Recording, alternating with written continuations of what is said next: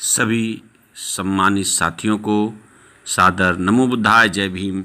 साथियों, अंबेडकर साहब के अथक प्रयास और मेहनत के बारे में आपको बताना चाहते हैं कि अछूत समाज को पानी पीने का जब अधिकार नहीं था, उन्होंने अथक प्रयास से महार सत्याग्रह किस तरह से किया उसके बारे में बताना चाहते हैं। जब उन्हें महार सत्याग्रह करना हुआ तो अपने ही समाज के लोगों को जुटाना चाहते थे, लेकिन कोई आने को तैयार नहीं।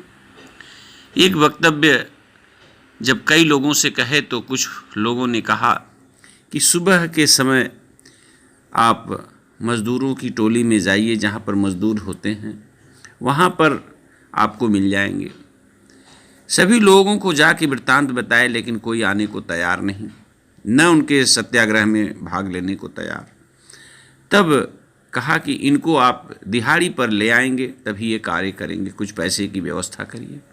अंबेडकर साहब ने दूसरे दिन कुछ पैसे की व्यवस्था करके 100-150 मज़दूरों को 100-100 रुपये की दिहाड़ी पर ले आए और सभी मज़दूरों को तालाब के पास 100-100 रुपया उनको दिहाड़ी दे दिए और बोले कि आप लोग सिर्फ मेरी बातें सुनेंगे और कोई काम नहीं करना होगा।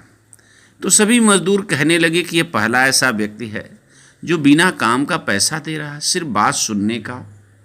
उन्होंने सारी वृत्तांत बताया कि आप लोगों का क्या अधिकार है, क्यों आप लोग इस तरह से हैं, क्यों पानी पीने का एक जानवरों से भी बदतर ज़िंदगी है।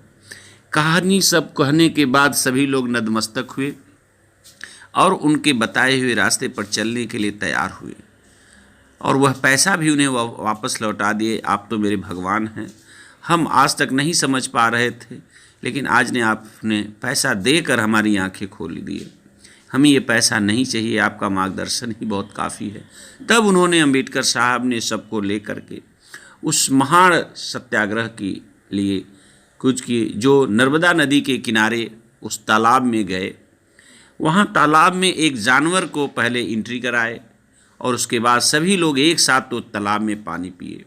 यह बात जब बड़े लोगों को पता चली तो उन पर केस हो गया, उनको सार्वजनिक रूप से कोर्ट में पेश होना पड़ा।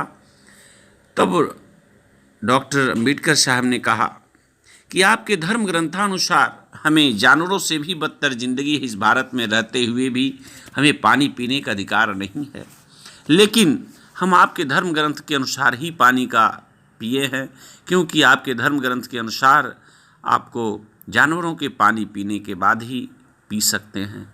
तो इस जानवर के पीने के बाद हमने पानी पिया है, इस कारण उन्हें सज़ा तो नहीं हुई, लेकिन उन्हें एक कानूनी रूप से हक मिल गया कि आप लोग पानी तालाब का पी सकते हैं। तभी से पानी पीने का हक, अधिकार महार सत्याग्रह नाम से जाना जाता है। तभी से पूरे देश में सभी अछूतों को पानी पीने का अधिकार दिए। एक साथ दो शिकार हुआ, पानी पीने का अधिकार भी मिला और लोगों को उनके धर्म ग्रंथों के कुकृत्यों को भी जानने का अवसर मिला। लेकिन बड़ा दुर्भाग्य है कि आज उस महान हस्ती के इतने महान कार्यक्रम के बाद आज लोग उनके कृत्यों को भूल करके उनके संविधान और उनके बनाए हुए हक अधिकार को लोग भूलते जा रहे हैं। पानी पीने का हक अधिकार मिलने के बाद भी हमें अपनों का और अपने महापुरुषों का हक अधिकार नहीं बचा पा रहे हैं। अगर ऐसा ही रहा तो कहीं ऐसा न पुनः वह दिन आ जाए कि फिर पानी पीने का अधिकार छीन न जाए।